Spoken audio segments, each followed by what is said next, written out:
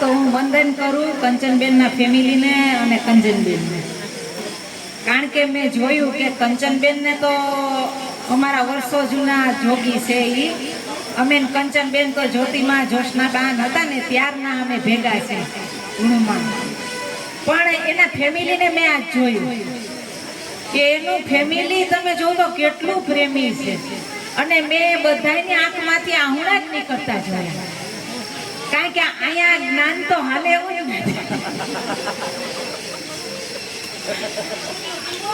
કારણ કે છે ને ઉદ્ધવજી પણ જો જ્ઞાનની પરિભાષા સમજાવવા ગયા હતા ને વનરાવનની અંદર, તો એને એમ કહી દીધું રાધાજીએ કે બ્રહ્મ હો કે બ્રહ્મ કા સંદેશા દેને આયા હો. એટલે અહીંયા છે ને જો અહીંયા કીધું હરિમાં હાલું હરિમાં ચાલુ હરિને અડે છે મારા હાથ, હે અખા આમાં ક્યાં છે અડગોદીના નાથ.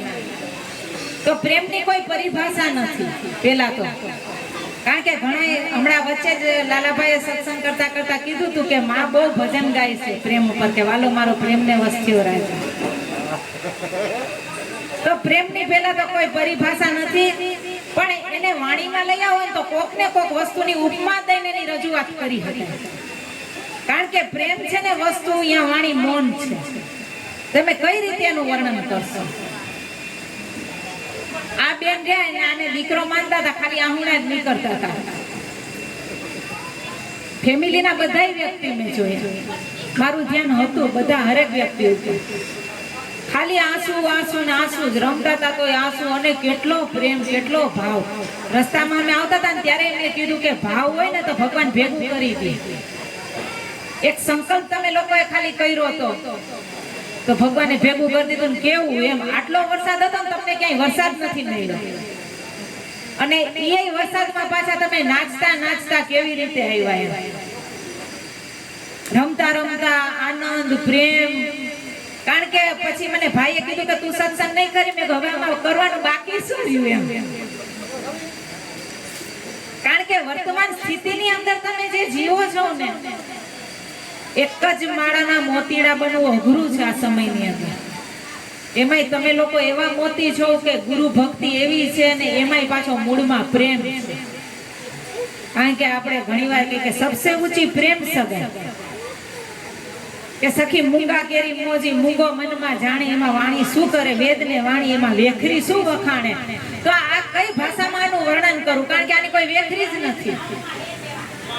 આપણે કોઈ વ્યક્તિ હારે પ્રેમ હોય તો એની માટે કોઈ શબ્દને વાપરી નથી શકતા, એટલે આંગળા નીકળી જાય, કારણ કે શું શબ્દ વાપરો. અમારે એક વખત અરુણભાઈ લાલાભાઈ અમે ચારેય જણા મારા ઘરવાળાને બેઠા હતા, એટલે મેં કીધું એને વોટ્સએપ કરવું આપણે, હું તને પ્રેમ તે આપણે વોટ્સએપ કરવું, કારણ કે વોટ્સએપ એ ટૂંકું પડી જાય, આપણે કેટલા શબ્દ લખી. કારણ કે જો અહીંયા કીધું કે સાત સમંદરની સાઈ કરું કલમ કરું અને રાય, આ સારી પૃથ્વીનો કાગળ કરું તો હરિગુણ લીખા ના જાય. તો આનું કોઈ વર્ણન નથી એમ.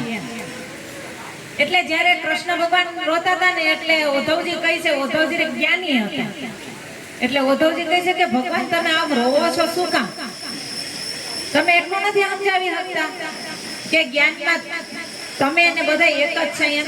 કે હું સમજુ ગોપીઓ નથી સમજતી એનું મારે શું કરવું, હું સમજુ પણ ગોપીઓ નથી સમજતી, તારામાં તેવડ હોય તો તું સમજાય. ઉદ્ધવજી કે એમાં હું એક છે હું સમજાય. એટલે જેમ ઉદ્ધવજીને ખાલી કૃષ્ણ ભગવાને એટલું કીધું કે જા ભલે આલે અમારું પિતાંબર ઓળતો જા, નહીતર ઓલિયું કોઈ તારી સામે નહીં જાય.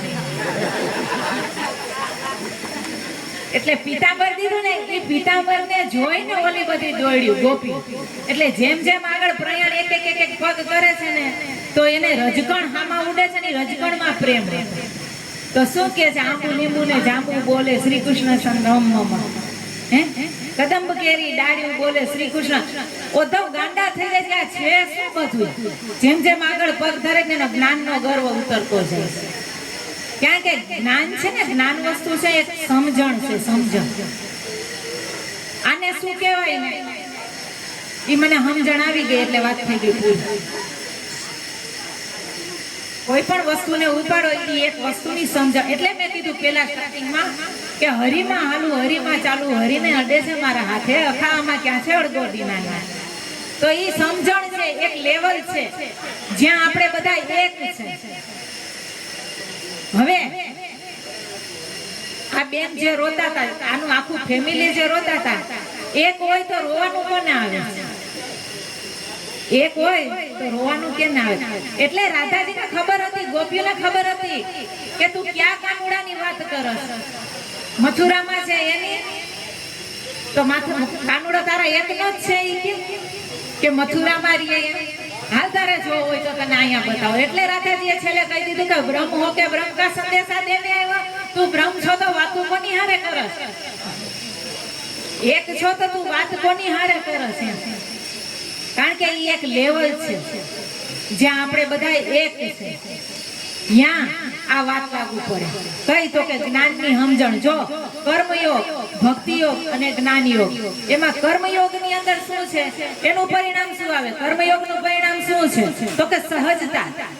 બધામાં સહજતા આવી જાય. પછી ભક્તિયોગનું પરિણામ શું છે? તો કે સમર્પણ. અને જ્ઞાન યોગનું પરિણામ શું છે? તો આત્મસાક્ષાત્કાર.